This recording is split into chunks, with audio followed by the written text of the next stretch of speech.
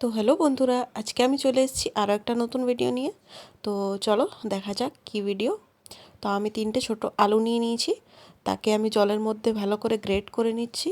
তারপরে 2 থেকে 3 বার ওই জলটাকে ভালো করে ধুয়ে ধুয়ে ফেলে দেবো।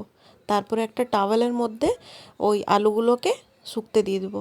তারপরে চিড়ে, বাদাম আর কারি পাতা এগুলোকে ভেজে নেব। আগে বাদামটাকে ভেজে নিলাম, তারপরে এটাতে চিড়েটাকে ভেজে দিয়েছি, তারপরে কারি পাতাটাকে ভেজে দিয়েছি, দিয়ে আলুগুলোকে আস্তে আস্তে একটু একটু করে করে ভালো করে ব্রাউন করে নিয়ে পরে ভেজে নেব। আমার আলু ভাজা হয়ে গেছে, দিয়ে ওইটাকেও আমি তুলে রেখে দিচ্ছি। বাকি যতটা আলু আছে সবকে ভেজে নিয়েছি আমি, আর দেখতেই পাচ্ছ কতটা ক্রিস্পি হয়েছে। তারপরে এটার মধ্যে দিয়ে দিয়েছি একটু বিট নুন, কাশ্মীরি লঙ্কার গুঁড়ো, বাস তারপরে মাখিয়ে নেব। দিয়ে আমাদের রেডি ঝুরি আলু ভাজা। এটাকে তোমরা গরম গরম ভাতের সাথেও খেতে পারো। Bye bye.